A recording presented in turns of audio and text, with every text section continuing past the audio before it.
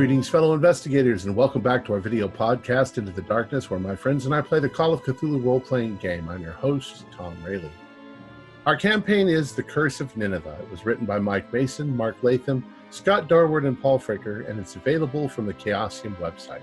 I'm the GM, and this is episode 14. Our recap will be given by John Byram. So, without any further delay, let's continue our journey into the darkness. John? Thank you, Tom. Yesterday, I believe we made the best decision of our lives.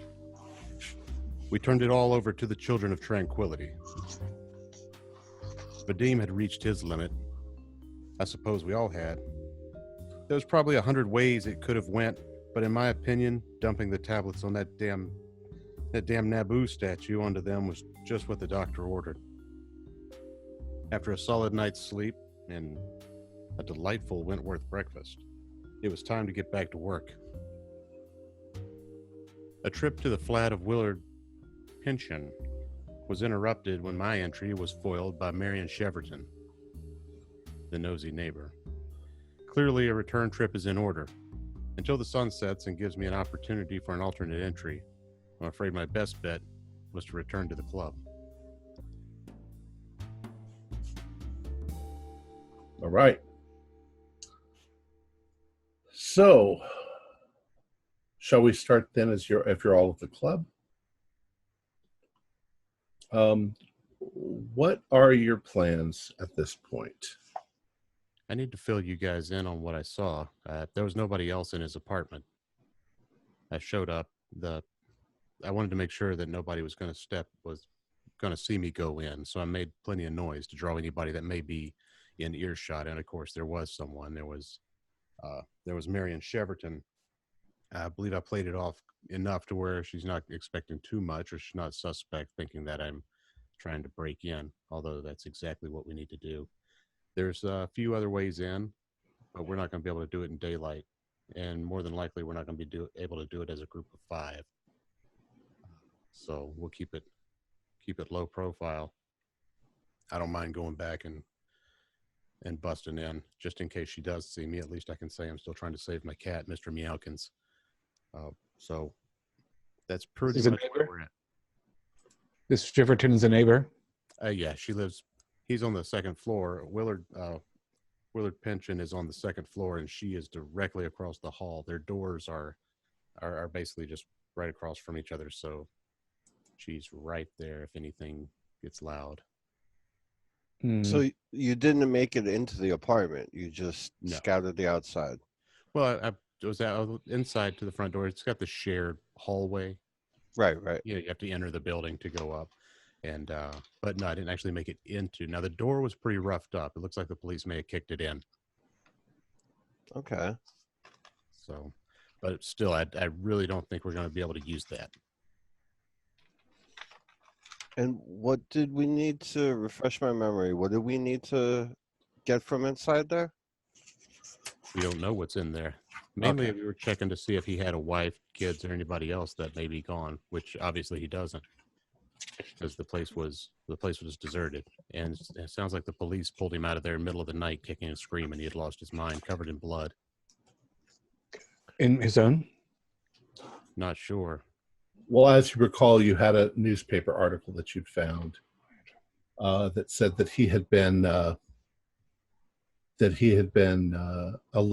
neighbors had been alerted by his screaming, and they thought perhaps he was having a heart attack, and they broke down the door, and he had injured himself, and that he's now at Bedlam.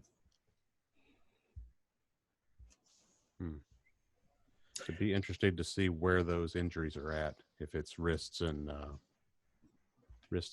feet, was it that the folks were cutting loose? And tongue, yes. And except for Thompson, he's the last survivor that we know of. Is that right? And Simpkins. Yeah, and Simpkin. Right. Are they in the same institution? Do we know? Yes. Yeah, they're in Bedlam. Well, we can, if we want to interview Punchin, we're going to have to wait until business hours and perhaps concoct some sort of probable explanation. Is there any sort of semi-formal document we can come up with and just go to the apartment, and if that nosy neighbor comes out, simply show it to her, say Felix brought us to give him legal access or something? I mean, you could try it. Yes, for that matter, without even documentation, we can say, well, I don't know, do you think that the door is sufficiently damaged, Felix, that we can get in without a lockpick set? Yeah, we can probably get in. Because we could just claim to be a locksmith that came to assist the rightful tenant. Maybe put some coveralls on. Yeah, only 2 of us, maybe. Yep. She was an older woman, so she might retire early. Yeah. She was quick to come out that door when she heard me, though. That's the bad part. She's a little bit of a busybody. Let's say also that at this point in time, you have come under the attention of the police in Scotland Yard and certain people there who know that you are investigating. So... And we are gentlemen. And you are gentlemen. Yeah. Right. The risk is not enormous. So maybe we should just all head over there after breakfast, and if she comes out, we speak to her politely, and we go about our business. I believe it's actually late afternoon, isn't it? Yeah. Oh, Yeah. sorry. Yeah, so we can, assuming that she listens to the radio for an hour, has another cup of tea, and retires at 7 or 8. Especially if the door's been compromised, we can all get in there before she even pokes her head out, I should think. And the more eyes there are, the more likely we are to find something, if there's anything there worth. The floors going up the stairs and across the hall are carpeted, so they didn't squeak or make any noise, as you recall. Quality Georgian construction. Quite the affair. Yeah, so let's summon Sykes, have a decent meal, and then repair to the Puncheon estate. All right. I'm also eager to see how I sleep tonight.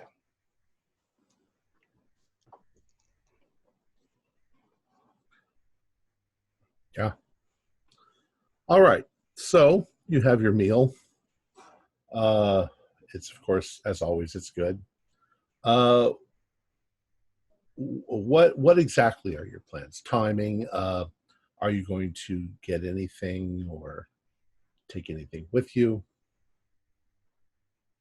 I want to stop by before we go all the way over there. I'm going to swing by my place. I actually have a couple of sets of coveralls, just very drab workman's coveralls. I'm going to grab 2 sets, throw them in the back of the car, in case we get foiled. Then we'll have them ready to come back. All right. Yeah, a couple of electric torches, maybe a couple of sacks in case we want to take anything out that we don't want to. There should be lights on in the house.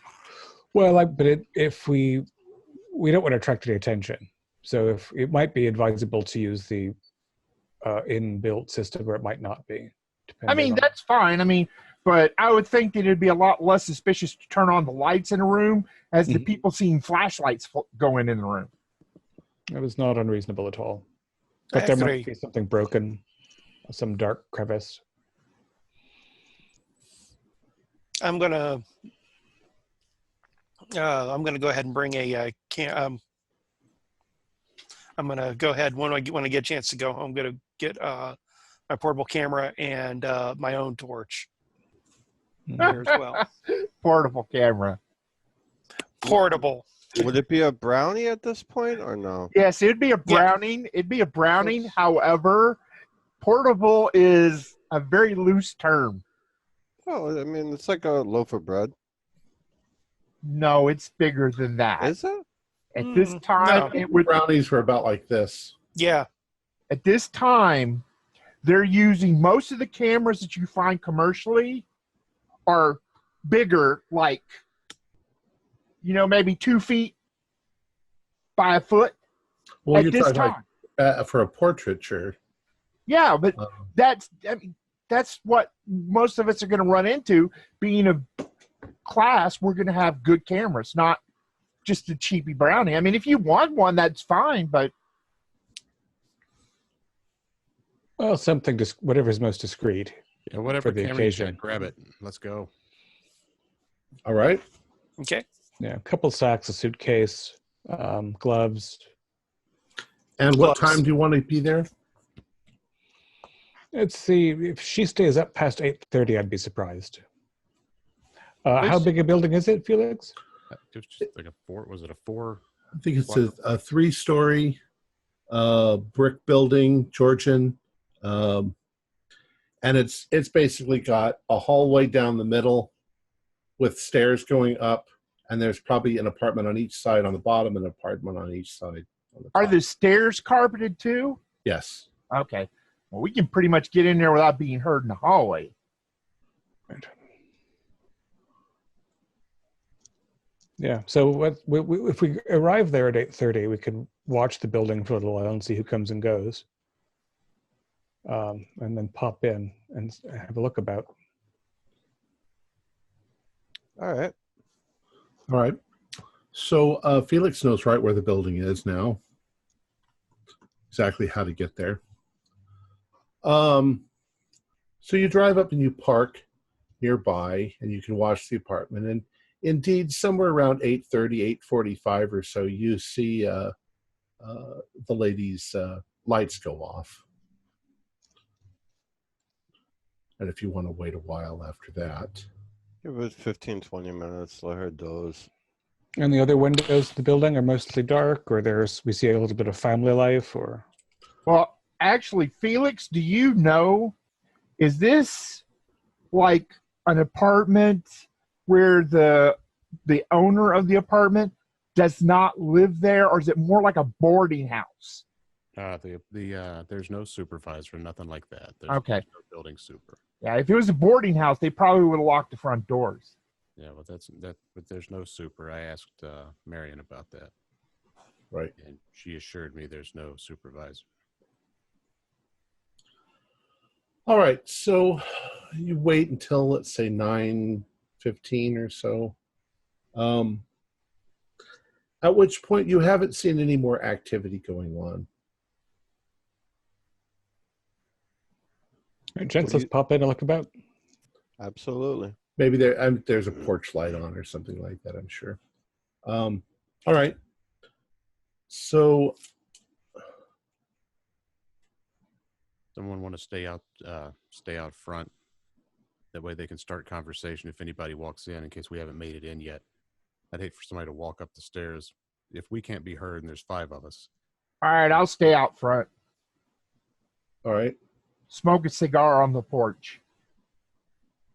All right. So the 4 of you go inside. It's a nice building, well maintained. You go up the stairs to Mr. Punchin's flat, and you can see the lady's door on the one side and his door on the other, and you can see what Felix was talking about. It probably was kicked in. It's just sort of been pulled to. Police tape is not yet a thing, I shouldn't think. No, I don't think so. Should I give it a little nudge? I'm gonna grab it by the doorknob and try and move it, not slam it. Like, see if it can just lift almost off the hinge. Okay. I'm going to say that it actually comes to fairly easily. Okay. And it opens. You find that it opens about 3/4 of the way, and then it bumps into something on the ground that sounds kind of hard. It opens in. Yeah, it opens in. Oh, okay, okay. Let's all hurry. Let's all move in and get out of this hallway and close that door back where it goes in case Yeah. in case Marion decides to come sniffing around. Sounds good. Okay. You step inside, and you didn't flip on the lights. You've left them off. Not until closing the door. Yeah, we Okay. gotta close the door first. All right. You close the door, and were you going to use your torches or flip on the lights? Let's start with torches. Okay. We can find the light switch that way. Mm-hmm. So immediately, as you flip on your torches, the apartment is a large rectangle for the most part. Directly in front of you is a little sitting area. There's a couple of chairs, a couple of little couches. And then you can see to your right, the room opens up into a larger area. There's a desk with stuff. Now, the whole place is filled with books and papers and boxes of things. And I mean, the guy's not a hoarder, but he's a professor and he's just got tons of stuff everywhere. Most of it hasn't been touched in a while. You know, he's started research on things and set it aside, and it sat there for half a year. Is there a lot of blood? You can see from where you're standing that in the center of the room on the carpet, there is what looks like a big splotch of blood. And what did the door stop against? What the door stopped against, when you look down, there are 3 rocks about the size of a baseball. They're A what? smooth. I'm sorry? A what? They're rocks. A baseball? What's a baseball? Oh, baseball. Isn't that 1800s that got invented? Not in England. Oh, okay. Not in England. About 3 the rocks. size of an orange. Did they have oranges in and one of them, there are 3 polished stones. One of them is white, one of them is black, and the other one's just kind of a brownish color, like river stones. And that's what the door sort of bumped up against. They were just laying on the floor. Are they lying in it in an equilateral triangle? Well, if they were, you bumped them out of alignment. But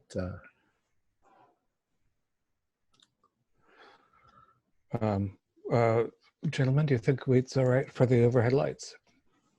I'm not sure, because if that light filters around that broken door, then I'm more worried about the lady across the hall. She was nosy as all hell. Do we have maybe a towel or something that we could throw under the crack? I'll take my jacket off and just put it. There you go. Just to block out that filtered light going out into the hallway and being seen. Then if you want, we can scoot those magic stones or whatever they are right up against the door so it'll hold that closed as best as it can. Yeah, I'm worried about touching anything else we find. I don't want to start this whole nightmare process over again. Well, we do have a nightmare removal service now. I was just about to say the same thing. We've got people for that now. Good call. All right. So block the light. It's going to be hard to look at all of this collection with just torches, I think. Yeah, I say we turn the light on. Yeah, we'll all right. So the general layout is you've got a large rectangular room. Right inside the door, he's created a little sitting room, like I say, but it's just part of the larger room. His study is in the, there's a French windows, like going out onto a little half balcony, and his desk is sitting right in front of that. That's over to the right-hand side. You can see there's a door across from you that most likely leads to the bedroom, and that there is a kitchen on the left-hand side, a little kitchenette. And that's all there is to the room. There is in the middle of the carpet, in the middle of the room, splatters of blood. There's actually a fairly large pool, or what would have been a fairly large pool. Not like somebody was murdered, but somebody was injured. And then there's little splatters of blood on the carpet all over the place. Within maybe a 5 or 6 foot circle of that area. Is there a blade of any kind visible on the floor? You don't see anything like that. And it's carpeted, I assume? Yes. Or there's a rug? There actually is a rug. We'll say an oriental rug on the floor there. Mhm. It's been damaged now by the blood. Is there blood on those stones? Mm-mm. Okay. And there are no markings on the floor where the stones might have been or where the main part of the blood is? No, there's no, you mean like a magical Chalk circle? marks or, No, right. nothing like that.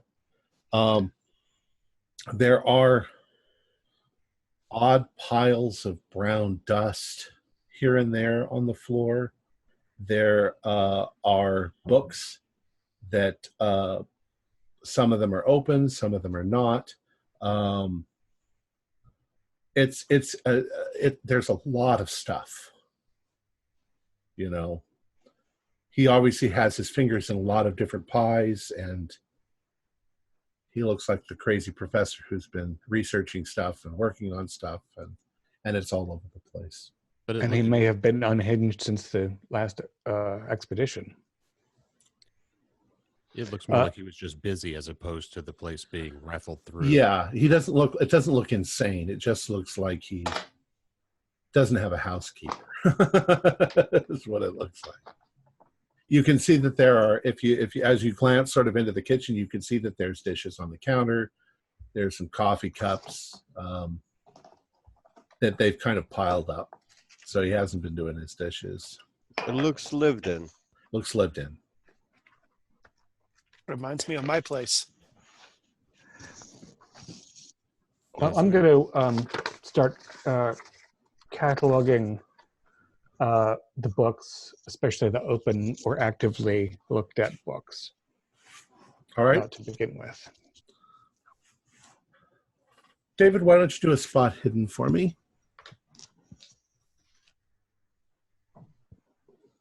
62 for 60, I will spend 2 luck happily. Okay. One book that's actually lying on the carpet near the bloodstains looks like this. Et Fragmenta Sargona, I believe. An old red leather bound text, weathered. That's interesting. I don't recognize the title. Does that sound familiar? Et Fragmenta? I think it's Sargona. Those of you who have occult, do your occult rolls. That's what I was going to ask.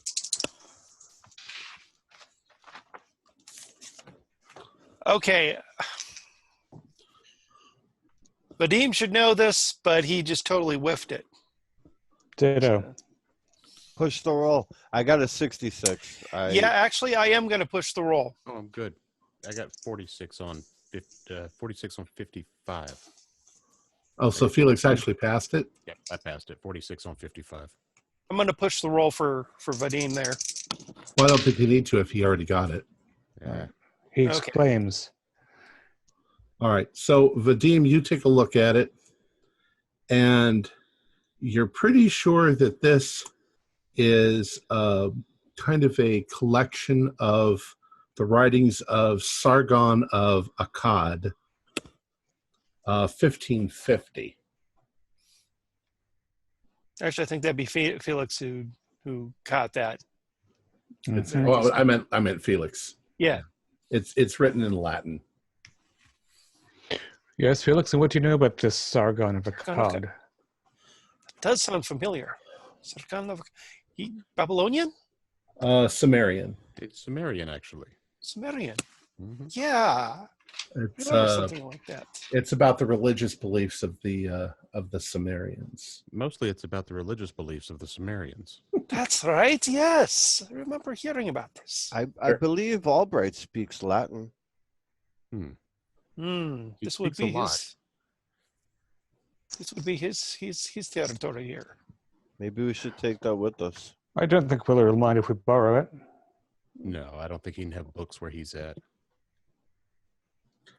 Um, I don't have a cod. If he did have them, he'd probably just eat the pages. Is it flipping it open? Is it vellum? Is it well, it's a 1550 transcription of the only known writings of Sargon of Akkad. Yeah, it's probably on vellum.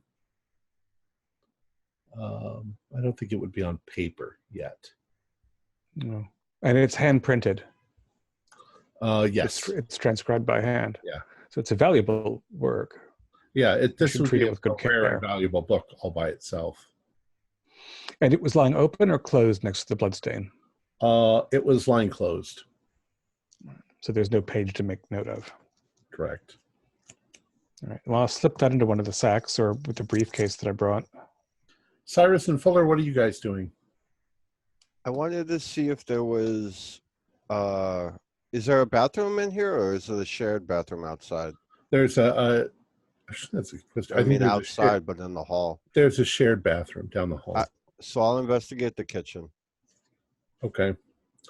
You find pretty much what I said, that there's food here. There's things that he's, pieces of toast that he started to eat and then left them aside, and he wasn't very careful about that sort of thing.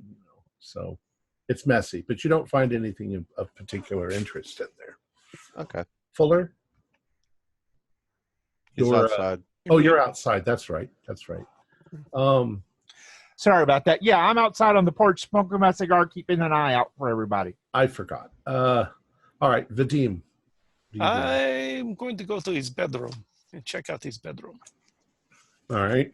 See the condition and anything that is of interest. All right. You go into his bedroom, and it's very much like the rest of his house.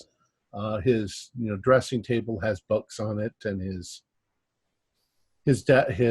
nightstand has a couple of different things on it. All of them are just technical things, other people's writings on ancient religions, and some of them, most of them are written in English. Some of them are written in German.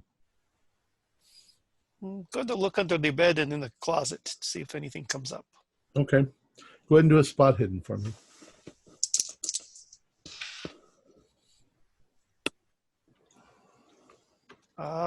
Basic success. Yeah, you don't find anything really. David, what are you doing? Or Felix and Cyrus, what are you guys? What are the three of you doing? Well, if I In his desk, does he have drawers on that desk that's pushed against the French windows that look out onto the half balcony? Yes. I want to go through those drawers and see if there's anything in there that just seems special to him, or that he was trying to keep safe, just in case anyone were to come in. On the top of his desk, actually, there are 4 notebooks, and they were obviously purchased as the same kind of notebook over and over, maybe his preferred kind of notebook. But everything written in it is in cuneiform. Sorry. How big are these notebooks? About Regular like this. regular notebook. Yeah. I'm just gonna stack them up. They're gonna come home with us.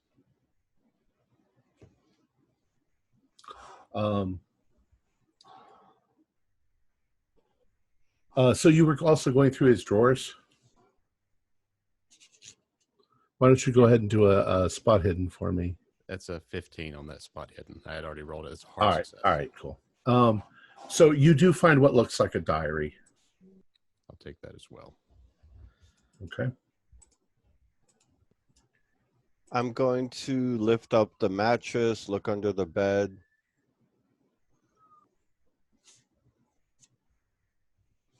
All right, you check under the bed, the mattress. You don't find anything. Didn't see anything here, Cyrus. I always hide stuff under a mattress, so I figured I'd take a True. look. It doesn't hurt to put extra set of eyes on the room. The diary, by the way, is fairly thick. It's a fat diary. So, all right. There are no notable books other than that Fragmentus Sargona around? Nothing that looks that interesting. That looks about the most interesting of the books. So these little piles of brown dust, how many of these are there?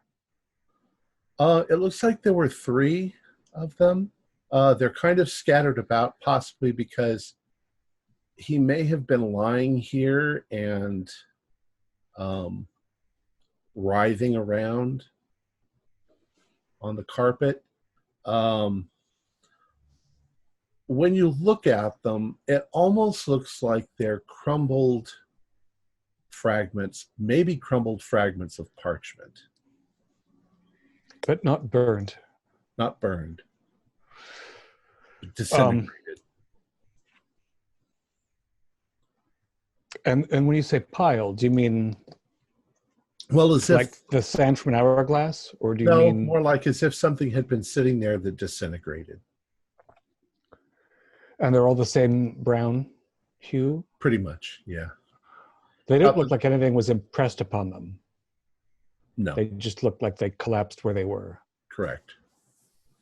All right, I'm going to take a little bit on my finger and give it a sniff and then taste. It's not, sniff isn't too bad.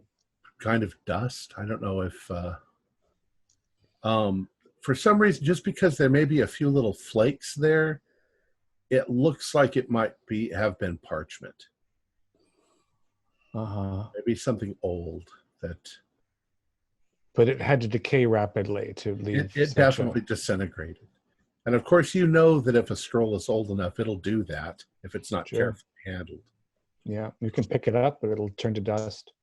And they're all within a human limb span of the bloodiest patch on the rug. Correct.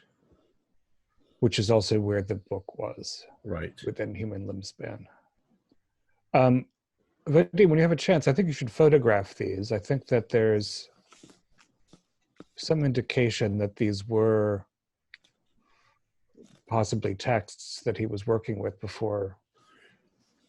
David, do a spot hidden. Taking photographs while he's doing that. 34 is a success, normal. All right. As you're looking over the scene in front of you,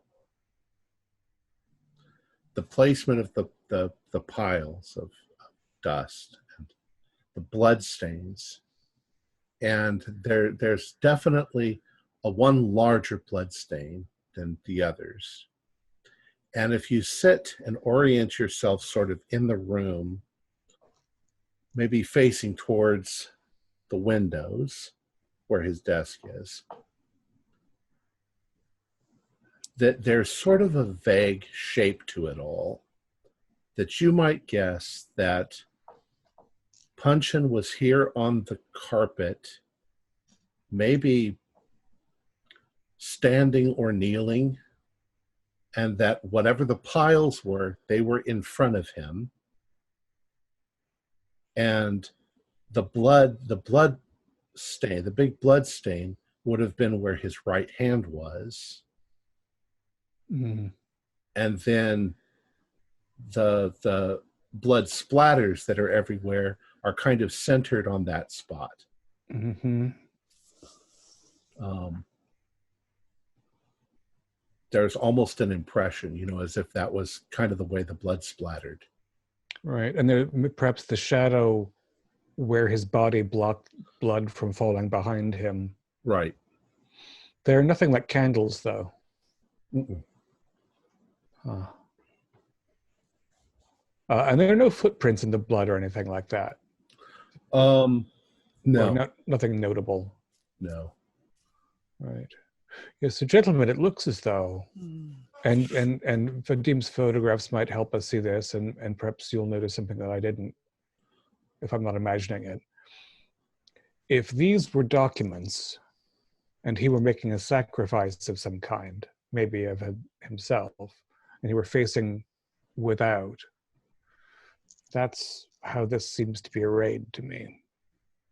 Now that you mention it, it does look like it could have been magical ritual. Well, don't forget, we have these here, and I walk over to the door. We have these here orange-sized rocks that look pretty important. We should take those with us. Now, Yes. from the orientation of what you're saying, those rocks would have been behind him Behind. and over at where the door is. Although, of course, they could have got moved around with the constabulary involvement and his own shrieking. And let's turn those over and examine them. Is there any mark on these stones at all? Nothing. Is there And a place on? they're not spherical, but they're quite round. They're smooth. They're not necessarily round, or they look like river rocks. They're a flat. Do I have a feeling of flat base, as if there's an up and a down to these things? Well, I mean, a lot of river rocks do kind of feel that way naturally. So, yes, yeah. Oh, this one chirped. Yeah. But there's no obvious You base. found the secret. No, there's no obvious base. Right. And they're not, and they wouldn't roll easily. You could kick them, but they wouldn't just roll like billiard balls. Right, yeah, they wouldn't roll like billiard balls. Is there any? Oh, go ahead. I'd like to walk over to where those three piles are. Okay, The three piles of the dust. right, And I just want to set one of those stones by each one of those piles okay. and see if anything neat happens. Do a luck roll.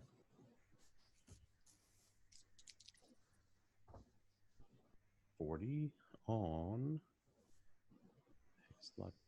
40 on 59. That's a pass. Nothing happens. Ah, Just to build tension. now it makes you wonder, was I lucky that nothing happened? Did I not have the right color by the right pile? And you said there's a black one, a white one, and a ruddy one? Yeah. Oh. Are there any places on the like on the furniture or the shelves or anything like that where these rocks may have originally been? Like some areas that are a little dusty? It's hard to tell Okay. because there's so much stuff. I'm going to just shift a couple of piles of loose paper, and these piles of loose paper everywhere, and also look at some book titles with an eye out to something that I might want to pick up for myself or the Wentworth, or for notes about what he might have. Again, if I flip through the fragmenta, there aren't any handwritten notes inside or anything. No. All right. I'm just gonna shift some of his notes around and see if anything indicates what he was up to. I'm going to start collecting the dust in separate containers to take with us. Okay. Carefully. Vadim, if you look at the largest flakes of that, is there anything that looks like text, or is it just too powdery to see? I think there may be a letter or two that's still left, but it's very delicate. Do a luck roll. I'm good. Made it. There may be cuneiform text written on there. Little bits of fragments that you can sort of see still exist. I'm seeing bits of cuneiform on here. Maybe. There's just not enough of it left. But it's too far gone. I don't think we'll be able to get anything from it. All right. Anything scratchy could look like cuneiform, but That's true. True. given that he seems to have a propensity to have used it as a sort of personal code, it is suggestive. I'm wondering if he's not trying to do ritual to protect himself, kind of like what we were looking for. Well, that is a very reasonable supposition. Doesn't That appear would to have mean worked. that would mean that he knew something was coming his way, which might not bode well. Just keeping an eye on how many of his colleagues have ended up dead or in the madhouse would be cause enough for that. Well, in the recent events with the shade going about and killing people for texts, he might have caught Speaking on of to which, that. how is he in terms of artifacts? He has books and papers. He doesn't Yeah, seem to have a lot he's of got gewgaws. artifacts here and there. Mm. You know, Nothing that stands out there. No Naboos that alarm us. no. I never want to see Naboo again. Mm. Don't want to deal with that. Can I move the carpet just to see if there's anything beneath it? Sure. Yes, there's nothing. Okay. I'll put it back to where it was so it, I don't want to be a bad house guest. I would think that our answers might be in that book on the writings of Sargon there. Right. And Felix found a few things in the desk too. So, And all of those notebooks. Sorry. Mm. how's the half balcony look? It's more one that you can open up the windows and sort of take a little bit of a step out, but it's not like you could set out there. There's not enough room for that. Can we see Fuller from that half balcony? Yes. No, he's on the porch. You can't. But you can see the car. Can we see any sinister men on street corners? Mm-mm. That's good. Just thinking maybe we could throw the rocks down to him. Hard. Well, we have a great deal of material to study. And Vadim, I suggest, on the off chance that there's something we missed visually, that you snap a few more images of perhaps his desktop and the external rooms. But I feel like we might slip out of here and go back and study his materials safely at the club before Mrs. Busy knows that we've been here. Now you still have the book with for translations of the cuneiform, don't you? Back at the Yes. club? Okay. Yes. Good. It should be quite helpful. Does anyone feel as though we're missing something here? Is there blood on the ceiling? No. Is there anything on the ceiling or walls written and scratched or anything like that? No. Does it smell anyway? Sorry. It smells like you'd expect it to smell for a musty, book-filled place. Yeah. Maybe a little bit of that book mold smell, which is a bad thing, but I got the photographs. I think we'll be good. I was just wondering if we could determine what caused his bleeding. Is there a weapon? Was he hitting himself on the floor? Like, is there blood splatter a certain way? Like, is there a table? Do an idea roll for me, Cyrus. Ooh, that's not my strong point. 95. I think he jumped up and hit the ceiling. Yeah, you don't see anything. The question is whether the authorities took the weapon with them, or, and gentlemen, I only suggest this because of things we've experienced, he was attacked by something that departed otherwise. Or he So could it wasn't have a done weapon. Or he could have done ritual, and the ritual didn't go well.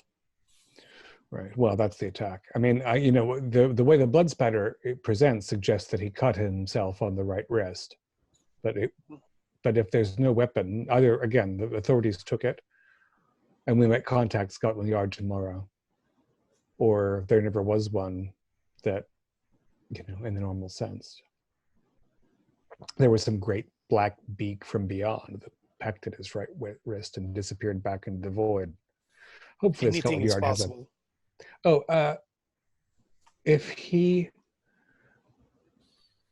If he performed his ablutions down a hall in the shared water closet, would he keep his shaving kit in his bedroom or in that bathroom? No, he would probably bring it back to his room with him. So let's have a look in the bedroom for a shaving kit and see if he's got a nice clean safety razor or if it's missing. Okay, do a spot hidden for me. 44 is also good. Okay, you do find his shaving kit in his desk, and it is clean. And if I were going to cut my wrist for a ritual purpose, I would probably use a nice sharp razor like that. So that's something we should keep in mind, and definitely get in touch with our associates at Scotland Yard. All right. So, are you We're going wrapped to up. leave? Yeah, if everybody's good with it, we probably want to slip out of here as quietly as possible and kill the lights on the way out. Lights out first, then Lights door out. open, then slip down the stairs. Quiet. I remember to grab my jacket so I don't leave it there. All right. So, for the sake of fun, we'll just say that you easily slip out. It's quiet. No, you're not bothered at all. And you drive on back where to the Wentworth Club. All right. So you've arrived back at the Wentworth Club, and you've secured a room upstairs where you can chat in private. There's not many people moving around this time of evening. A few people at the Wentworth Club. And I assume there are a few lads at the bar, but mostly people have gone home or. Right. There's a primary safe at the Wentworth. Are there small places to keep things, or should we just take everything home and come back? If there was a cabinet in one of the lounges where we could put a group of materials and trust they'd be undisturbed. Do we not have that journal of that we picked up from our friend still in the We definitely safe? have things in the house safe. Yes, I just wonder if we have to Yes. bother with, because I'm sure Sykes has to open that or somebody, and we have to go through some procedure. Yeah, I think Sykes has. There's not really anything like that in the rooms. Yeah, we'll just There take are things like bookcases with glass fronts on them, but they're not locked. Anybody could open them up and take out a book. Or Sure. And, gentlemen that we all, and ladies that we all might be, a curious personage might wander off with a tome, and we wouldn't like that. right. Who among us knows a chemist?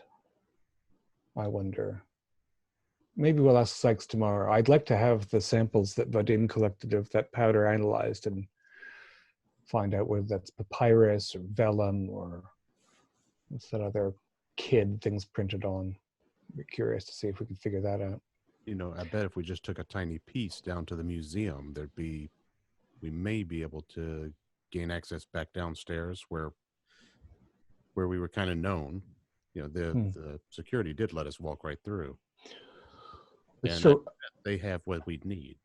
That would be a good idea there. Well, I should say that it's really mostly dust. I mean, there's not much of a piece of anything that you can take. A tiny flake, maybe. But hardly something that they could identify. Maybe they could under a microscope or something. Well, Reginald can read or translate cuneiform, and Fuller, I believe, can read Latin. So, you know what? I bet you there's a microscope someplace in the Wentworth Club. well, it makes sense.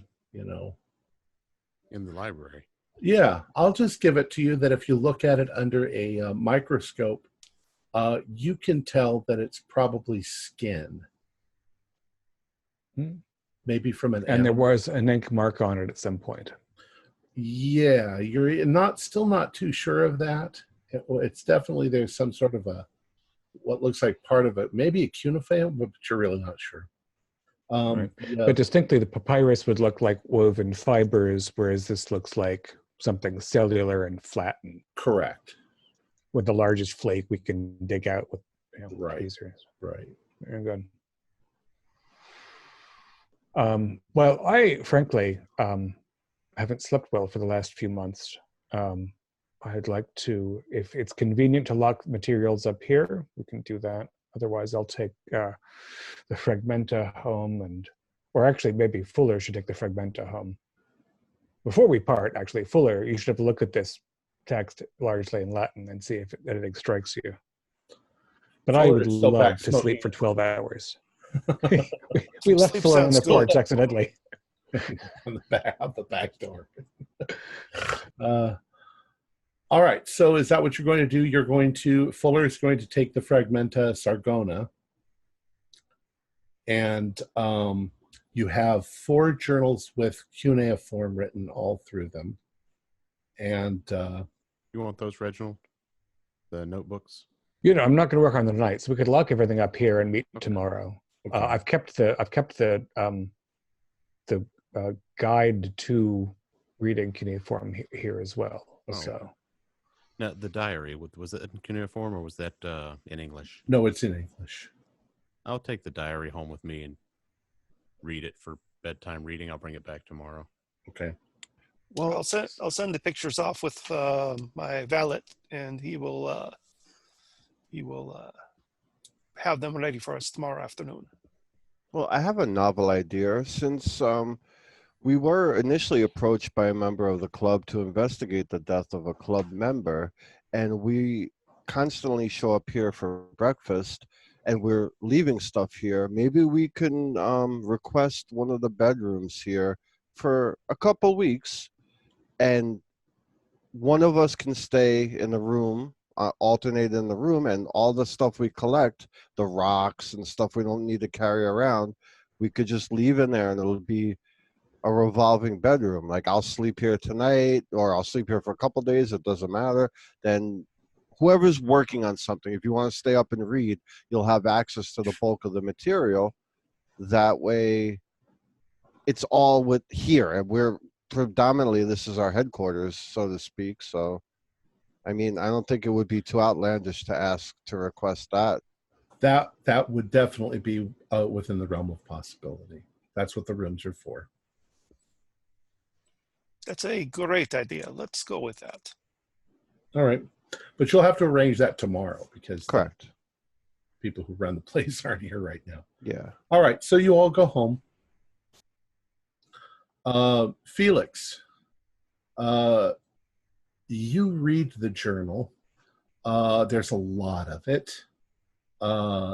Takes you about 3 hours to read through it. And we'll have you share with them the next day. You all find that you sleep rather soundly. The best sleep you've had in months at this point. All right. So the next day comes bright and early. You feel refreshed.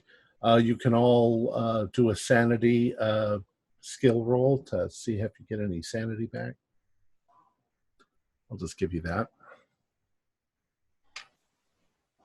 Mainly because you're so pleased that you slept. I don't know how, but I guess the last time we got it back, I'm actually at full sanity right now. Oh, cool. I have a question for you. Mm-hmm. If we roll sanity and you have to fail, I rolled 100. Okay, you failed. But do I lose sanity? No, you roll a 1d10 and add that to your sanity. Oh, okay, so I just didn't get sanity back. No, you got sanity. You have to fail to get it, correct? No, you failed, correct? Yes. Yeah, so now roll a 1d10 and add that to your sanity. But my question is, do I get hit points back? Because I took a beating over the last few. Yes, you will all get 1 hit point back. I am currently at 8 right now, out of 12. is it possible I've lost no hit points? I mean, I dodged the shadow. I think I might not have gotten beaten up at all. Yep, you got through it without a scrape. I did roll an 8 and totally wasted roll and failed to get any sanity advancement. I actually went up by 1 sanity. Okay. So, and magic points. How do you want to? Because I lost some magic points. Oh, that's right. Magic points. I think magic points come back at a rate of 1 an hour. So Okay. You should be back to normal. Sounds good. All right. So you all convene back at the Wentworth Club, but now you're convening up in your private room. Or the lounge nearest that, yeah. Okay. I imagine the bedrooms are a little bit cramped for Yeah. a group. Yeah. So we'll say there's a nice little lounge area right there, and it's private. So Felix has in hand the journal. Mm. And most of it was irrelevant. But he wants to read some passages to you that he read that are important. Well, I found these passages especially interesting. So here's one, dated from 2 months ago. The scrolls were far too delicate to simply unfurl. They required very special care and expertise. I brought them home to conduct a thorough analysis under clinical conditions. They are quite unusual. I'm not sure of the material composition. It's thicker than calf skin. Could it be human? The cuneiform seems to be etched into it by some means. Fascinating. And I thought about this, Reginald, and I felt bad that you had both smelled and tasted the pile. So you may want to change your technique on identification. So this next one is actually from 2 weeks ago. He says, I have the uncanny feeling I'm being watched, being followed from the British Museum to my flat. Is someone watching me? I find myself stopping suddenly and turning my head, but nothing is there. I cannot help that my paranoia is growing and that I am aware of it. I wonder, but I know that no one could possibly know anything about the scrolls. Except, no. Could it be that we have somehow attracted the attentions of the mysterious guardians of legend, the children of tranquility? If so, then God help us all. So then, he goes on, 1 week ago is the next entry. Something is terribly wrong. I was approached by 2 men at the British Museum, men I have never seen before. They had French accents. They told me they were employed by a very powerful man who they would not name, and that he would like to meet with me concerning my translation of the Scrolls of Endless Shadow, which I had been translating. No one could possibly know about the scrolls. No one. I denied that I knew what they were talking about. They pressed me for information, but I stood firm and asked them to leave or I would call security. The Frenchman reacted angrily and threatened me. Then, monsieur, you will be seeing our employer sooner than you think. Crazy, right? And obviously I can't put it down at that point. So the next entry, from 5 days ago. It is vital that I complete my translation of the scrolls.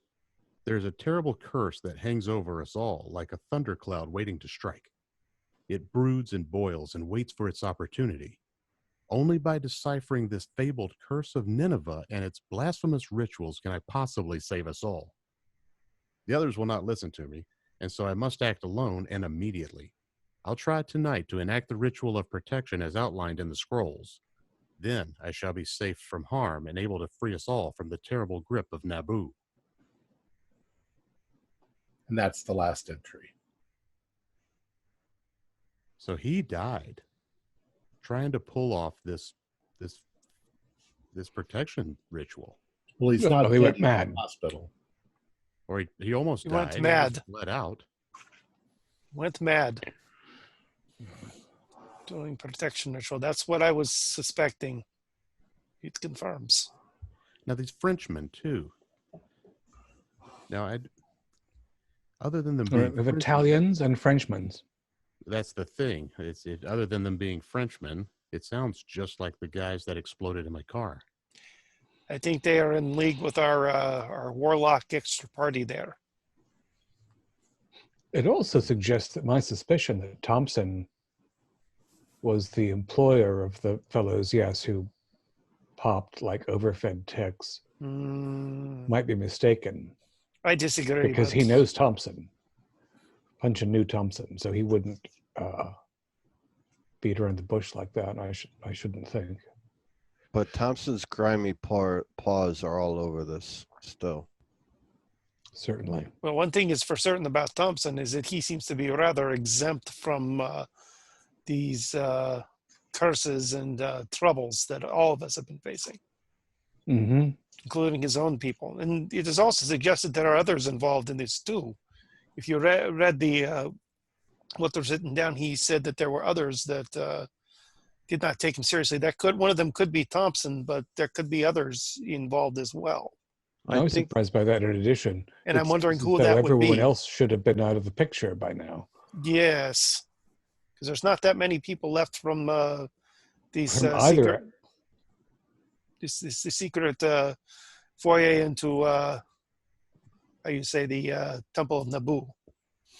Yes, it does make me concerned that there might be a third investigation that we don't know about. Otherwise, who would these others be? Or other people that are involved with Pension and Thompson that we don't know about. Perhaps the facilitators for the secret mission to the Temple of Naboo. Perhaps. Now, I wonder whether the francophone visitors that he describes were not, in fact, just other members of the Children of Tranquility that we haven't met yet, because they were actively searching for information about the scroll of the shadow. And we were given a translation of a scroll about a shadow by the Children of Tranquility. It's so possible. Is it a different set of scrolls? I'm not certain. I think scrolls of shadow are the what these piles of dust that are left over. Mm-hmm. And I also think, yeah, as I said, these Frenchmen are in line with our other magically inclined party, this warlock that seems to be out there who likes exploding his own men, because they mentioned their employer, not anybody by name, but their employer. So that would highly suggest that it is a warlock.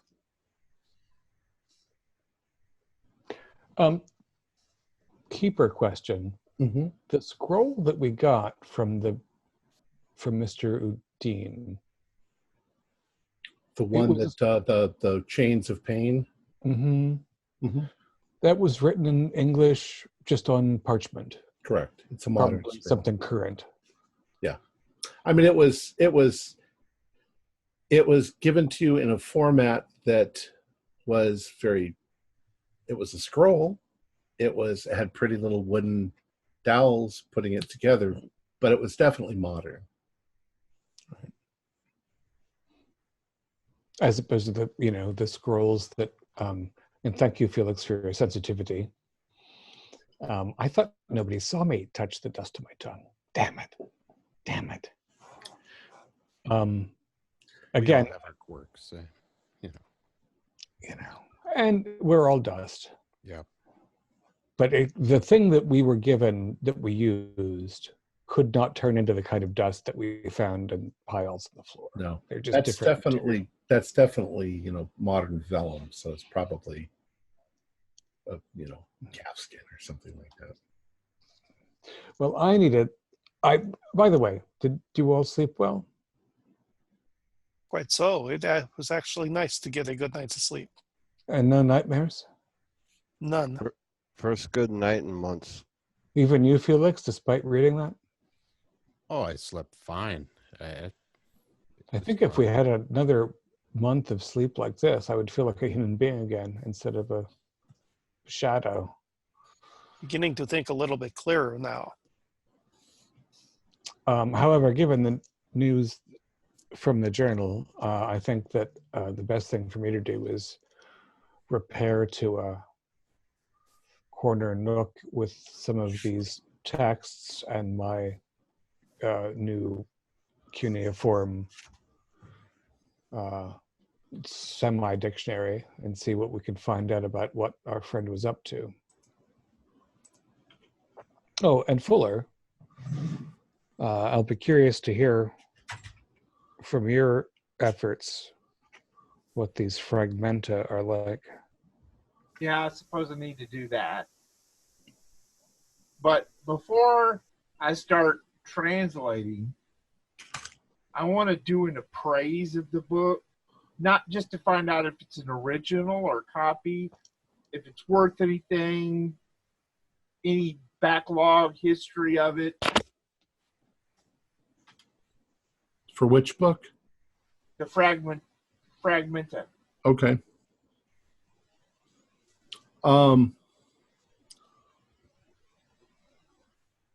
Sure. I mean, you can find references to it. The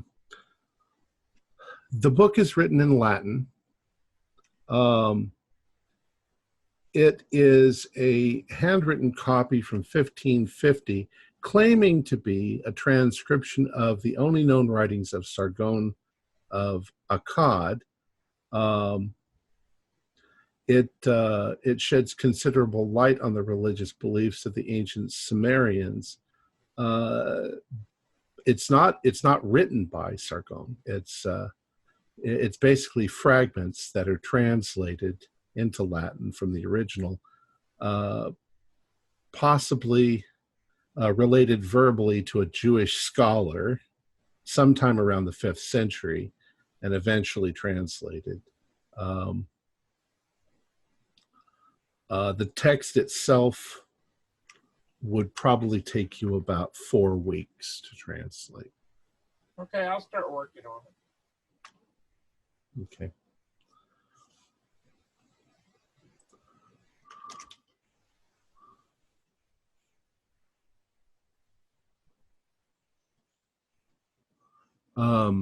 So what are you going to do next? Well, I'm going to start the cuneiform translation of the other books that we retrieved. I'm going to do the first, which I think will be for English readers, the rearmost pages. Let's look at the back front of each of them first and try to translate them to see if they're a continuous text or a series and in what order they would belong. So you're going to sort of, are you saying like you're going to thumb through them really quick? I'm going to thumb through them and then translate at least the first couple end pages on both sides, actually. Okay. From thumbing through them, you notice 3 things.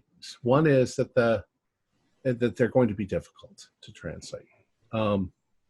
The second thing you notice is that this is all handwriting by Punchin, obviously. That as they progress, they get progressively weirder. Not weirder, but more scrawling, more furtive. That he's translating and that he's writing stuff, and that his penmanship was perfect in the beginning, and it's getting scrawly. And the third thing that you notice is that you're pretty sure at least most of the last book is written in blood. It's dark red. Okay. So his collapse had been happening for a bit. But they didn't have titles. They don't have different. There's no. It's just a contiguous whatever from ink to blood over 3 volumes. No. And as you work on them and as the game progresses, I'll give you some hints as to what you're starting to figure out. I'll grab a pot right away. The same goes with that fragment of Sargona. It'll take you about 4 I'm going to actually copy them as I go through too with translation, because who knows at what point something will collapse. And the blood books, I think that's an unstable kind of ink. I think they'll just turn to dust and fade away. All right, I'm sorry, Cyrus, you were saying something? No, while they're doing their studying, I was going to do my usual. I'll grab a pot of tea and the daily newspapers and look for anything strange and unusual. Okay. You find a few more references to Punchin, because he was an important figure, at least in the archaeology world. The fact that he's been placed in Bedlam under a doctor's care. Anything else? Nothing else that catches my eye? Mm-hmm. Okay. Cyrus, can I get the classifieds from there? There you go, sir. Excellent. Just want to look through these real quick and see if anybody else may be laying down an ad that hints toward the Children of Tranquility other than us. All right. Why don't you go ahead and do a spot hidden for me? Okay. 29 on. It's a hard pass. Okay. Yeah, you don't find anything. Okay. I'm sorry, I left doing that. Because if he doesn't pass, then he doesn't know that there wasn't something. And now you know for sure there wasn't. Now I know for sure there's nothing there. All right. So what's your next step? What are you guys going to do? Of course, our study is going to be ongoing, Fuller's and mine. Correct. The question is, do we want to approach Punchin directly and check in on our friend Simpkin, or leave things be? And is there anything at the museum that we think is, that needs immediate attention? I mean, honestly, it might be worth seeing if we could find out how the development of the new exhibit goes, since I remain concerned that the exhibit might be the key, or the gate to which the damn thing was the key. I'm thinking that too. I'm also thinking that checking at the museum may be a good idea to see if we can figure out these French fellows and where they're from, because they might have spoken with other people there. And if we could get a line on them, as they say, we might be able to track them down.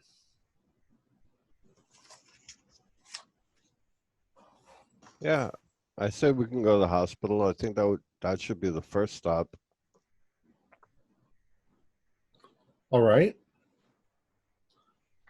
So are you all going to go? Yeah, y'all can go. Stop splitting the party because it's just... Poor Fuller just sat there on the porch smoking a cigar. All right. So you drive over to Bedlam. And the first thing you notice as you enter are the very two famous statues on either side of the entrance of Melancholy and Raging Madness. I think Raging Madness is the guy in chains. And some artist at some point thought, what a great idea for for a statue. You go inside, there's a reception desk. The hospital is, of course, not what it was when it got its name of Bedlam. It's in better condition now. And you go up to the reception desk. What do you want to ask?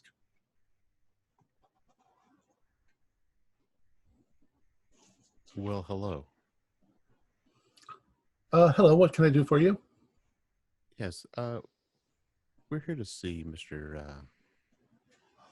William Punchin. Do you have an appointment? Mr. Punchin is a patient. Yes, I don't think he has an appointment book set up yet. He just came in. He's under our special care unit. They don't receive visitors. Have you spoken with his doctor?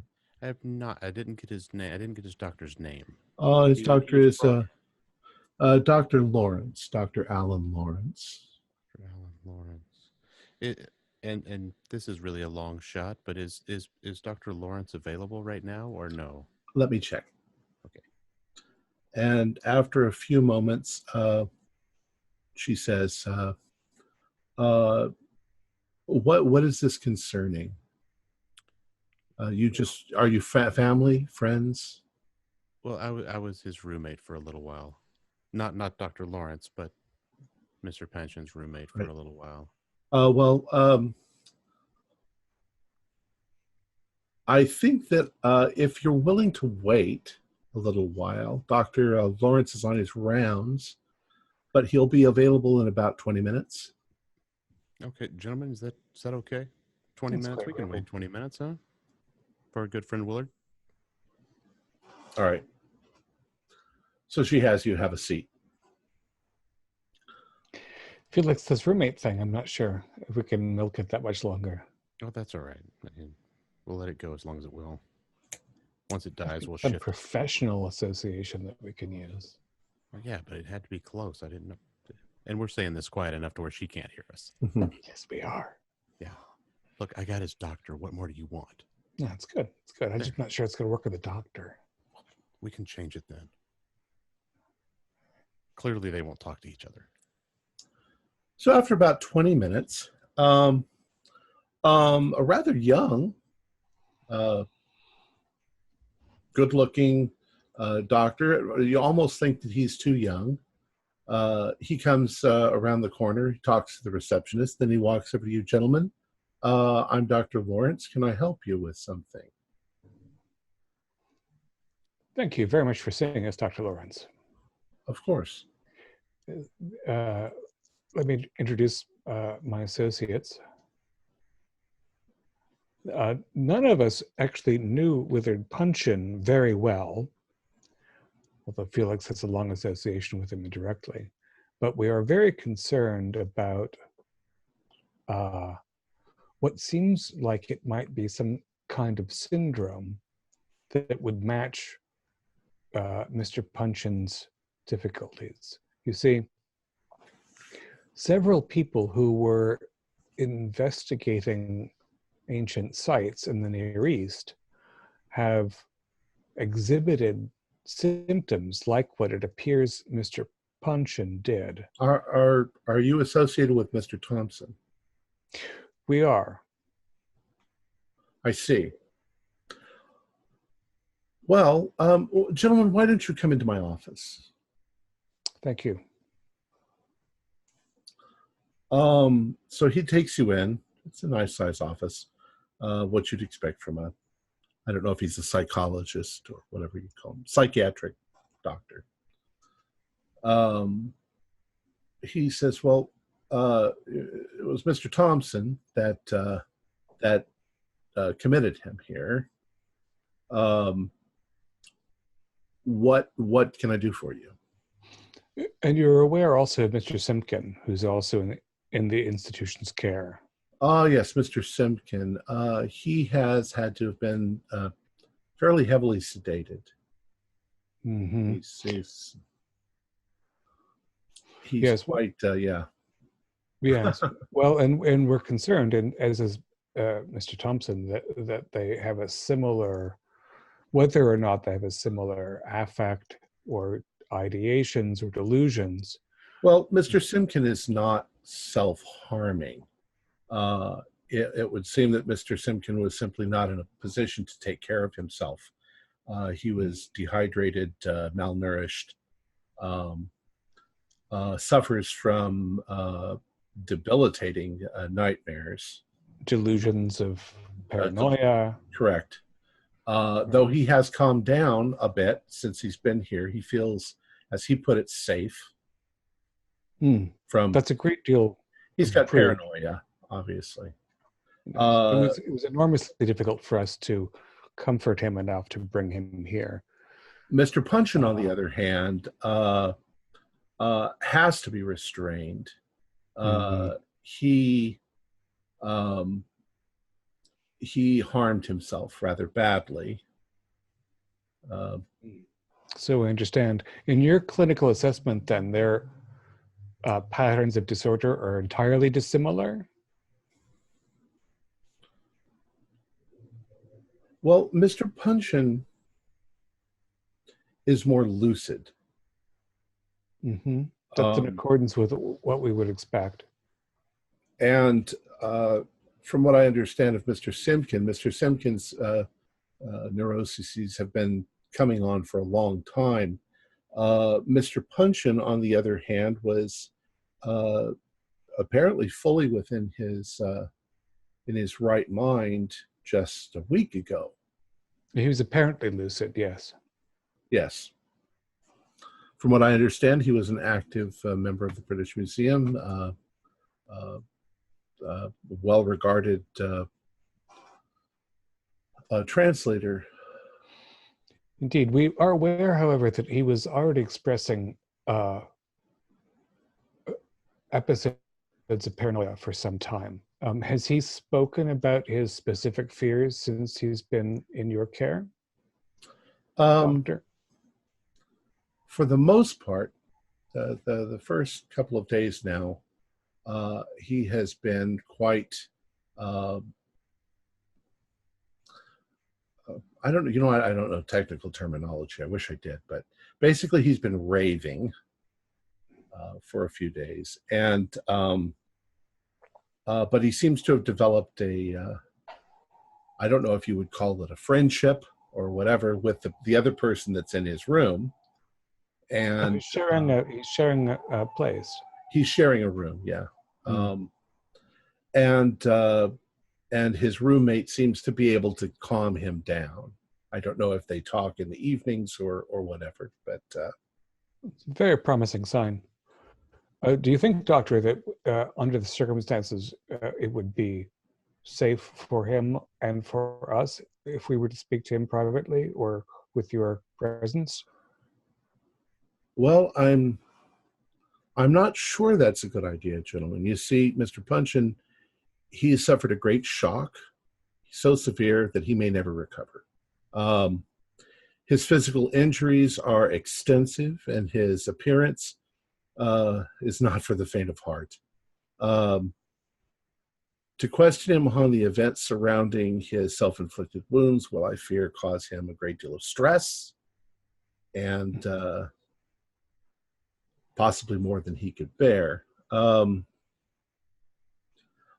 the police were forced to terminate their interview with him because he flew into a terrible psychotic rage when they asked him how it happened. Do you know, by the way, Doctor, what implement he used to harm himself? Well, there was a knife that was found beside him. Apparently, the police had to force themselves in. He was lying on the floor. He had cut himself all over, and they recovered the knife. Quite honestly, it's bizarre. It's quite bizarre. How do you mean? People injure themselves with knives with some frequency? Well, he seems to have been writing on himself with the knife, scratching something into his skin.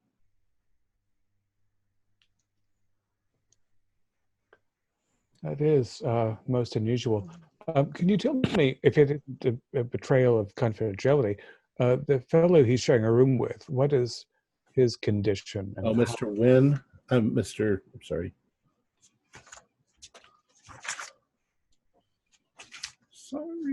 I should have that right there.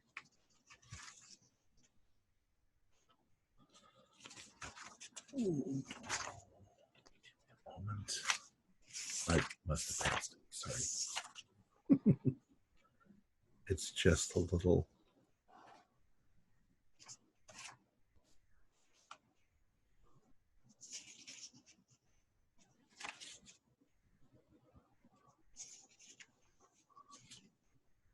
Oh, for crying out loud. It's Mr. Lewis Wayne. And Mr. Wayne has been brought here because he's a loon. No, he's not a loon.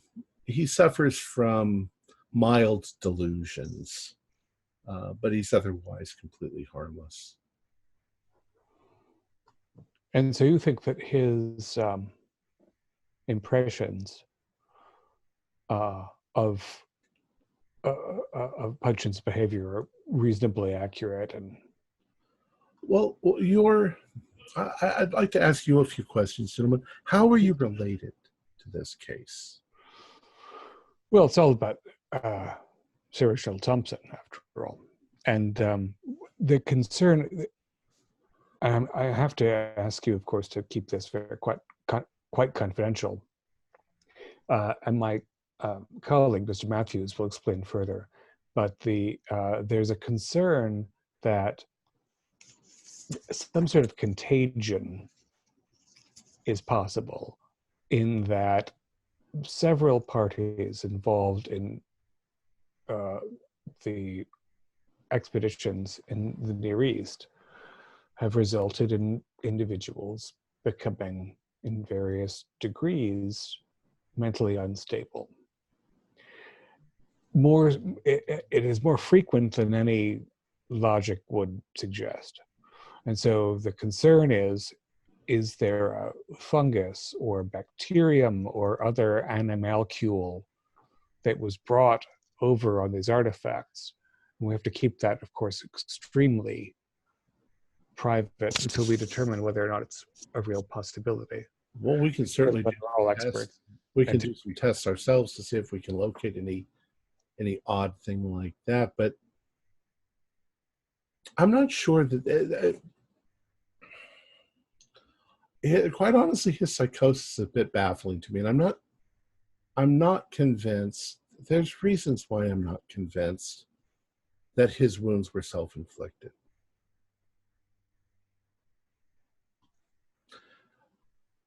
They're in places on his body where I don't think it would have been very easy for him to reach. Yeah, well, that is a concern. There may have been an accomplice. These people may have a shared delusion. And you've been working. You're familiar with Simkin. It would seem to me like you've been investigating this already At some length, and we have. There are other parties who are no longer available to research because of violent circumstances, and we want to prevent any further circumstance of that kind. Gentlemen, I'm considering it to allow you possibly to speak with him, but I would caution you to be extremely gentle. Many of the junior staff are afraid of him. And as long as none of you are too squeamish or I need to consider this. Let's go for a walk. Before we go, Doctor, I have a question for you, if I may. Mm-hmm. This knife that caused wounds on our unfortunate fellow. Apparently, it was some kind of a dagger. A dagger. Yes, I believe the police have it. The police have it. Do you know if dagger was like anything specific about dagger, or? I don't know. Okay, so the police would know about that. Yes, they should. Very good. Thank you. So he says, gentlemen, let's stroll around the grounds and get to know each other. Let me ask you for some more questions. So I'll do that. All right. So I would like you all to do a spot hidden for me. Ooh, a 7. 23, so that's a hard success. Standard success. 20 is also great. I failed 81. Okay. So as you're walking, he decides to take you out onto the grounds, which are quite extensive and actually quite nice. There are patients walking around. There are patients supervised. There are patients with orderlies. There are patients who are on their own walking about. Obviously, none of these are criminal because they wouldn't be out here. And there's definitely a criminal wing to Bedlam. Those of you who passed, maybe at the same time, maybe a little bit different, you notice there is a young guy. He's in a white patient, whatever they wear. And he steps out from behind a bush as you're walking past, and he begins to follow you at a distance of maybe 15 feet back. But as you're walking, he walks behind you. He's totally unfamiliar looking? Yeah, totally unfamiliar. Looks like he's maybe 20, 22, somewhere around Does he there. look Italian or French? He's got a kind of a dark, maybe the olive complexion to him. He could even be from the Near East. Maybe. Visible scars? No. 15 feet behind. Yeah. All right. Well, keep an eye. Felix. Yep. You got that? Yep. Keep an eye on that. Good. On him.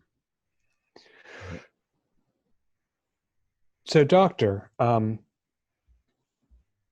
has Simkin improved significantly since we brought him in? I think that he's calmed down. He needs drugs to sleep, though. Yes, I think when we came across him, he had not meaningfully slept for months, bordering years. And he was terrified of everything. Does he interact with other residents? No. No. Does he have a private cell? He's afraid of everyone. Yeah. Yes, he does. He has a private room. A room, sorry. Yeah. Do you think that our friend Mr. Punchin will eventually graduate to a private room, or what's your prognosis as an experienced clinician? Well, at the moment, he seems to be doing very well with his roommate. And if we can keep them in a room together, then that saves us, space. Mm-hmm. Do you think that Mr. Wayne will be with you for a long period? That's hard to say. He voluntarily checked himself in. I think he just sort of, as I say, he suffers from kind of a nervous, delusional. He's getting old. All his entire program he's paid for himself. It comes out of his estate. But Mr.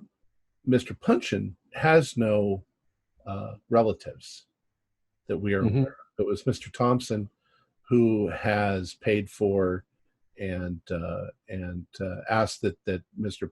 Punchin be given the best care. Yes, well, Reginald's a generous soul, and they work together substantively over some course of years. And again, there is a concern that there is some potential for shared disorder that Mr. Thompson, of course, being, extensively traveled himself, is concerned about. How long did it take is Mr. Punchin heavily bandaged yet? Yes. Yes. Have you seen his injuries yourself? Yes. Yes, before he bandaged them. Were there any photographs taken of his injuries? There were not. Yeah, he was in a great deal of pain, agony even. Yes, I think he suffered a great deal. From the extent of it, I would say yes, he suffered a great deal.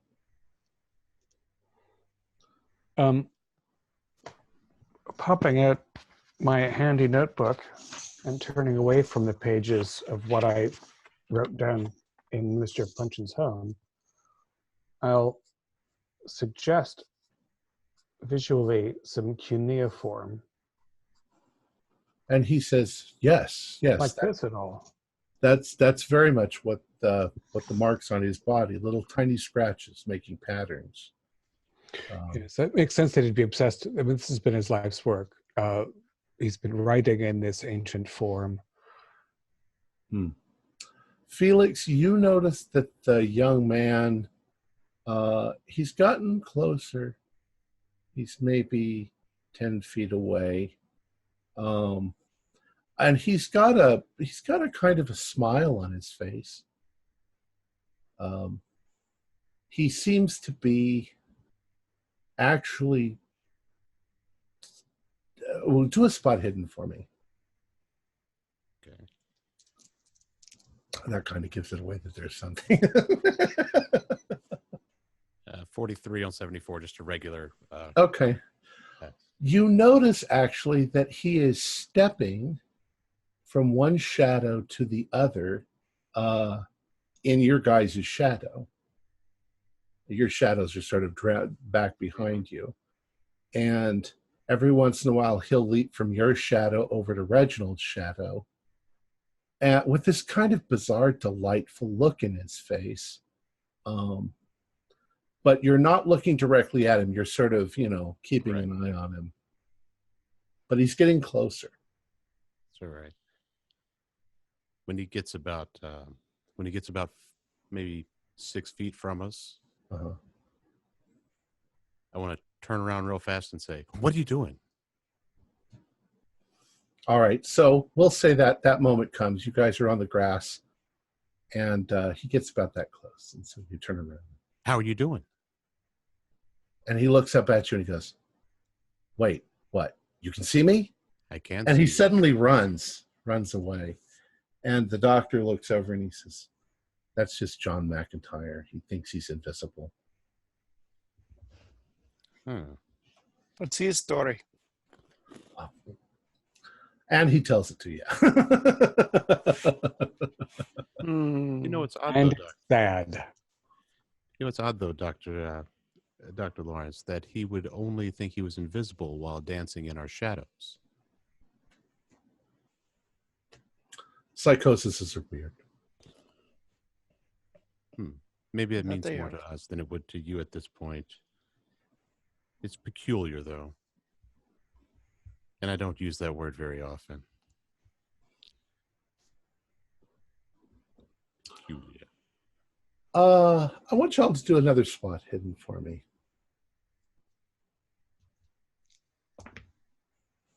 20 pass. 42 pass. Normal success. Normal success. I have not made one roll this game.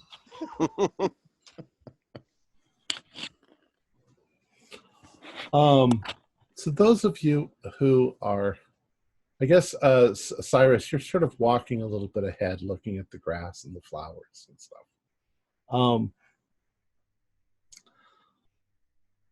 The rest of you notice a man walking by, and the man has a puppet, a hand puppet. And the hand puppet, it looks like it's fashioned to look like a woman in a dress with a hat on. The hat is red, the dress is black. And as he walks past you, he's almost like an automaton, like he's just walking in a straight direction. But the puppet is looking at you as he walks by.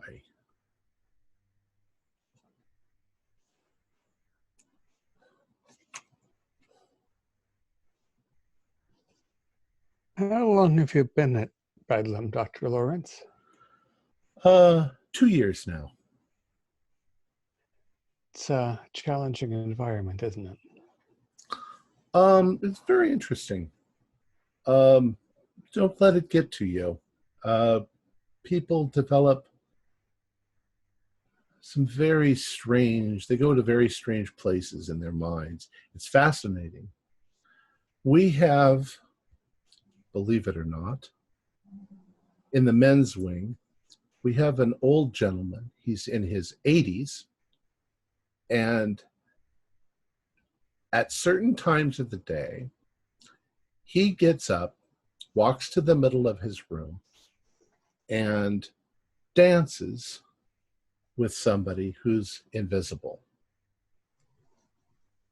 Now, that's not so unusual, except that his wife, who is also in her 80s, is in the women's wing, and she does that at exactly the same time that he does. It is remarkable. Can't Have you explain tried it. different musics? Well, I don't know how they're timing it, but somehow they know when the other person is dancing. Gentlemen, I think I'm going to let you talk to Mr. Punchin, but I do caution you, please don't get him upset or riled up.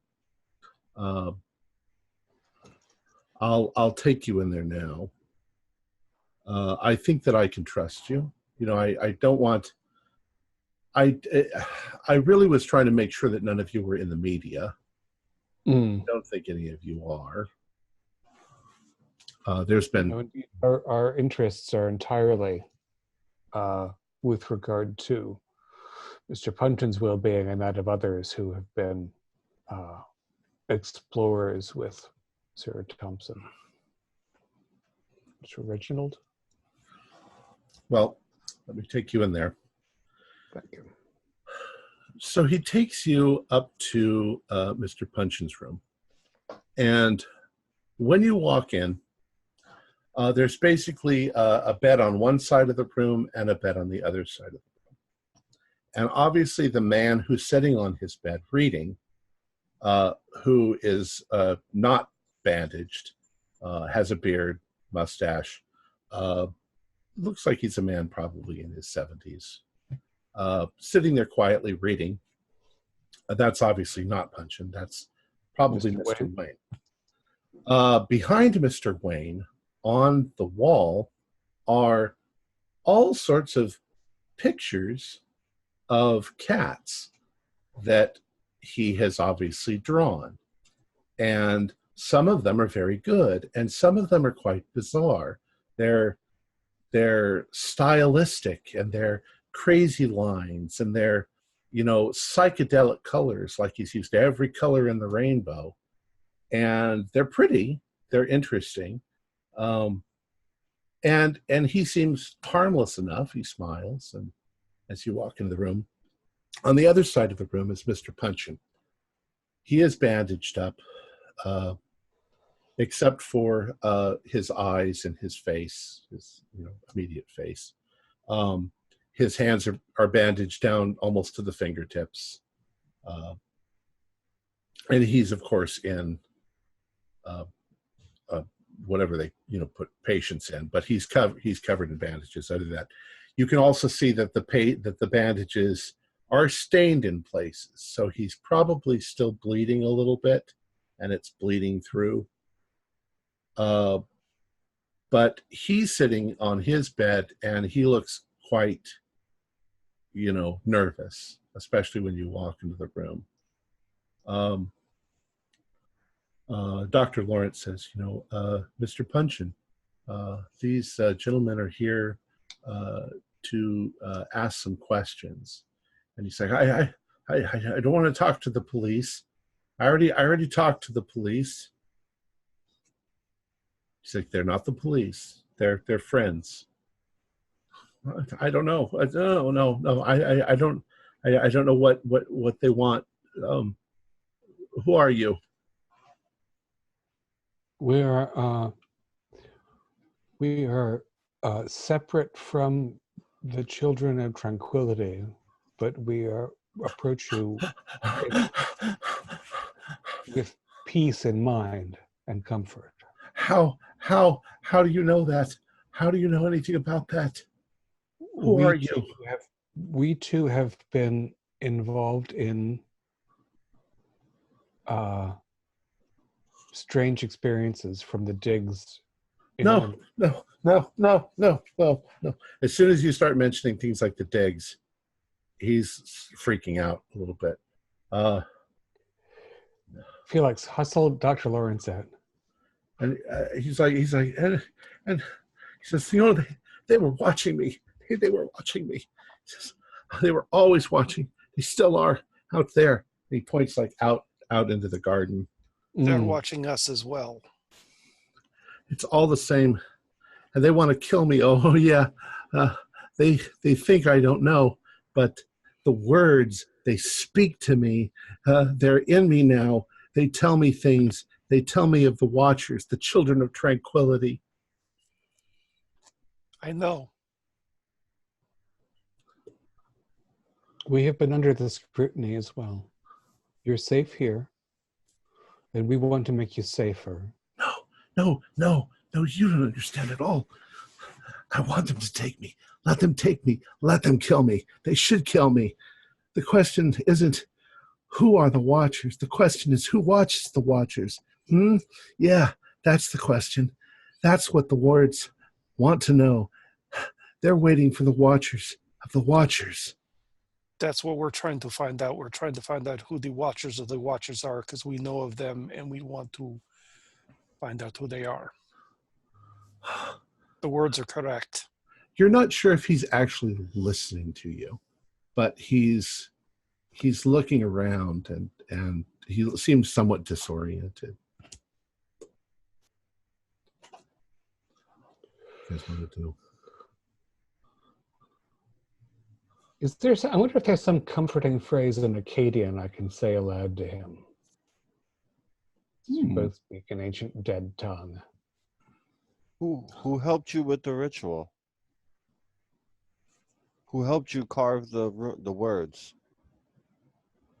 At that point, he begins to screech a little bit, and the doctor's like this, and he becomes a little bit agitated, and the doctor calls for a couple of orderlies, to come in and help sort of restrain him a bit.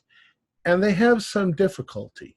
He's not a weak man, but almost immediately, Mr. Wayne gets up off of his bed, and he comes over and he says, now, Mr. Punchin. He says, calm down. Everything's going to be okay. These men are just here to talk to you. And you can see he looks up into Wayne's face, and Wayne looks into his, and he begins to sort of calm down. Okay. And Mr. Wayne, has his hand on his shoulder, and he's like, it's okay. It's okay. Everything's going to be okay. Just calm down. And so after a few minutes, Mr. Punchin begins to calm down again. And he's like, no. He says, you don't understand. And now you can see there's some places like on his hands and fingers where there's definitely stuff scratched into them. But it's pretty fine, You can't imagine doing that with a knife, a dagger, where it shows. More like a scalpel. Could he Nothing have legible, though. Could he have gotten into a fight with a cat? I suppose that there are ways that it might look like, little cat scratches, but that's what cuneiform kind of looks like anyway, is little cat scratches. Right about that moment, a nurse appears, and she's like, Mr. Punchin, it's time to change your bandages. And the doctor is like, gentlemen, this should get you, if you're willing to see this will show you what actually has been done. And at first Mr. Punch is like, no, don't let anybody look. You don't understand. They want you to read them. They want to be read. And she's like, now, we have to change your bandages for, hygiene. It takes a little convincing, and it takes the orderlies, and maybe they give him a little bit of an injection to calm him down a little bit. The doctor tells you that he has to be sedated quite often. But she starts removing the bandages. And after a few minutes, This is kind of what you are seeing. Wow. Mm. It's a great deal of text. And obviously, he could not have self-imposed a lot of it. Yeah, like the middle of his back with that detail, impossible. And are you saying this is actually carved into his skin? It is. It's still red. It's still, you can still see there's places in it that it, still got little drips of blood. She has, How deep is it? I don't know, just through the skin, into the skin. Do a spot hidden though for everybody. I made it a normal success. Extreme. I failed again. 05. Those of you who got extremes, actually, that's pretty good. You can tell that it goes right up under his hairline. Mm-hmm. It probably continues onto his skull, but his hair's there. Uh-huh.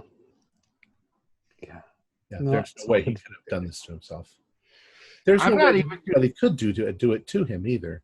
I'm not even concerned about how about that it was done, but I mean that's such minute detail to be carved into the skin.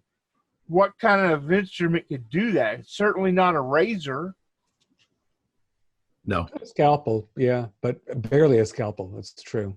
It's very subtle. They talk to me, They talk to me inside my head. The words talk to me inside me. They say I should tell their secret, tell the secret, and then die. The secret, the scroll wants to be read. It wants to be reunited with the others. Statue, tablet, scroll, horn, eye, and seal. In their unison is great Naboo revealed. I understand all too well.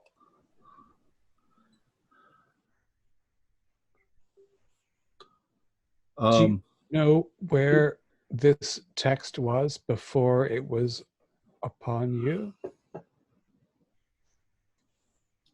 You can't be the first.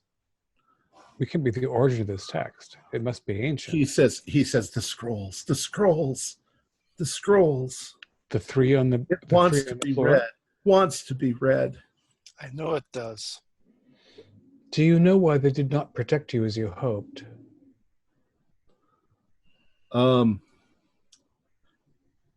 He says, no protection. Too many mistakes. Have to get it just right. And then he starts screeching again, and they have to sedate him some more. And this time, as he's sedated, he starts to fall asleep. Ah, the love of Thorazine. The doctor's like, I think that's all that we're going to get out of him. I hope it was in some way helpful. It was Quite the bit. instructive, Dr. Lawrence. Perhaps if you find out something more, you can come back and tell it to me so that we can hopefully find out what's at the root of all of this for him. As we said earlier, and as Sir Thompson has suggested, there's something deranging about the Far East that some men do not survive. But we hope to find specifics that can allow us to help you soothe these sufferers. Before we leave, I wonder if we might visit Mr. Simpkin. I think that could be arranged. Sure. I would love to see him again and see his improvement. All right. So once again, you're walking down the corridors.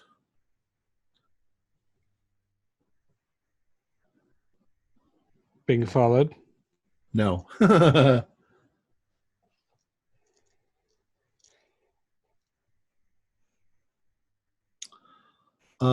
As you're walking along, of course, now you're in areas where there are at least more serious patients, and there is one of the inmates steps in front of the lead investigator. So whoever's standing up in the front.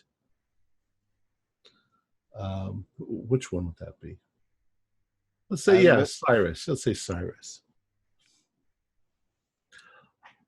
He stops right in front of you and looks up into your face and he says, "You're here about the Shadow Man, aren't you?" Yeah. I seen him. What's his name? I don't know what his name was, but there he was, just standing in the middle of the room. And then he vanished into thin air. They think I'm crazy, but I saw him. How long ago was this? Just an hour ago. I look over my shoulder at the rest of the group, and I look back. Here, an hour ago? The doctor's like, he just looks at you and he goes, I give the doctor like I'm just going along with it. Did he say anything or do anything? he's like, no, he just disappeared. Now, Mr. Daniels, please return to your room. He's like, okay. I throw Daniels a wink. I said, don't worry, I'll get him for you. Anyways, he takes you to see Simkin. And Simkin is, he's in a room. He's not restrained, but he is asleep. Probably drugged. Physically, he's got more color in his skin. He's obviously put on a little bit of weight. They've been feeding him. He's cleaner. His hair is cut short. He's been shaved. Looks a lot better than he did before. But mentally, he's still pretty damaged. And the doctor says, we're trying to make him as comfortable as possible. That's about all we can do for him. I don't think he's even ready for counseling. He's generally unconscious at this hour. He's unconscious most of the time at this point. I'm not sure that he's slept in a long time. Probably exhaustion. Yeah, it's a great deal of nervous exhaustion, if nothing else. Perhaps we could arrange to leave him a note, but not disturb him. That's possible. Sure. It is the residents have the potential to send messages outside. Some of them not. Mr. Simpkin is entitled to, if he's capable of doing so, though. Yes, I believe so. He supplies you with what you need if you need to write a note. I would like the rest of you to do a spot hidden, and we'll say that you're, partially in the corridor, partially, within 20 feet or so of the rest of. Failed. Standard 4. success. Okay. Felix got a 4. All right, Felix. Just out of curiosity, you are in the corridor right outside the door, and there's another door directly across from you, which is open.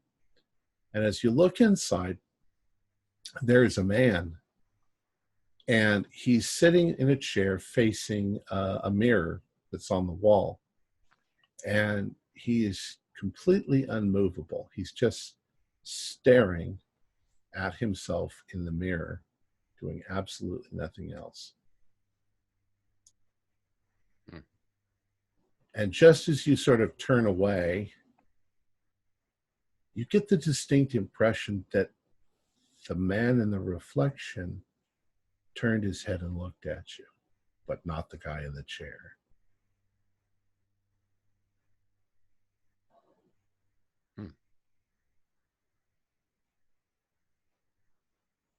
Can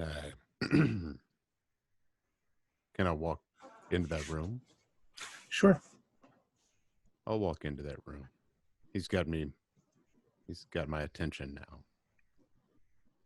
And I'll stand next to the fellow that's sitting down, and I'll look at my reflection in that mirror alongside of him. Okay. Yep. There's your reflection.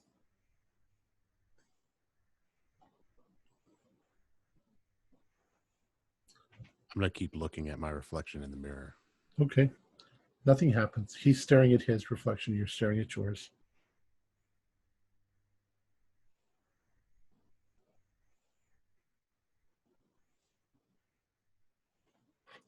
So you're just staring. Yep. Nothing's happening. Do you say anything? Just staring. Okay. Just watching. And I go to turn to go back out, but then I turn back real quick to try to catch it looking at me. Do a spot hidden.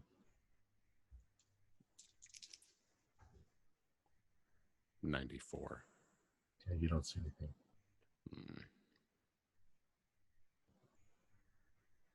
I'm going to lean down to the guy that's being real still. I'm going to say,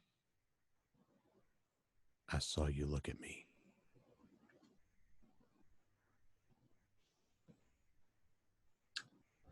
No response. Well, do a spot hidden. 24. That is a hard success. Okay. As you do that, you're not dead sure, but you think that his facial expression changed just a little bit, but not him, the guy in the mirror. And it was in that moment that you weren't quite looking at the mirror that you saw this. You're sure it must be just a trick of your mind.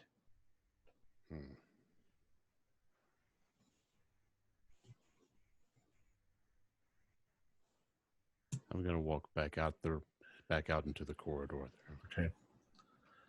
The doctor had stepped, before you do that, the doctor had stepped out and left you guys looking at Simpkin for a moment, and he sees you in there. And he comes in and he talks, he says to you, he says, as I told you, there's some rather interesting cases.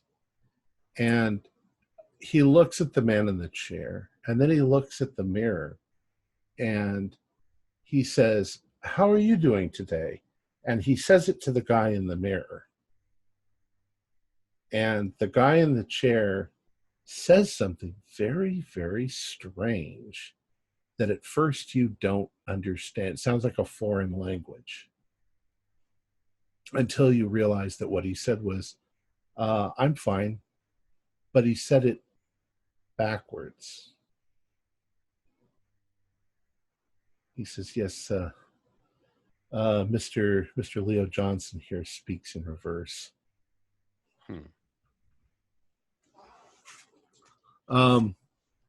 Anyway, you all end up back in the room with Simpkin, and there's not really anything that you can do. So did you leave a note, Reginald? Yes, a number at the Wentworth Club mentioned of the fact that that he has a new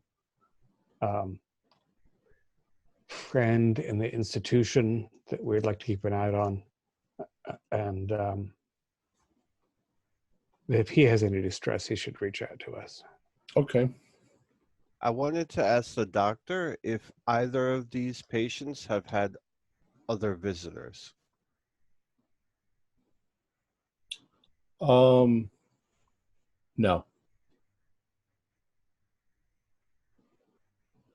Other than Reginald Thompson getting him committed and signing the papers, that's the last anybody's come. So. Reginald hasn't been back, just when he had him committed.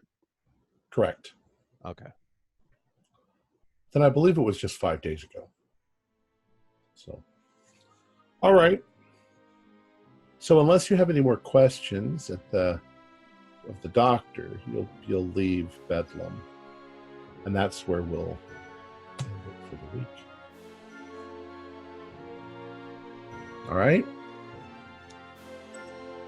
Our players included Jason Melanchok, John Byram, Ford Fitch, Jerry Bryant, and David Gassaway, with yours truly as the keeper of the secrets. We're currently producing up to 5 shows a week with music and sound effects added in post-production in order to create a richer listener experience.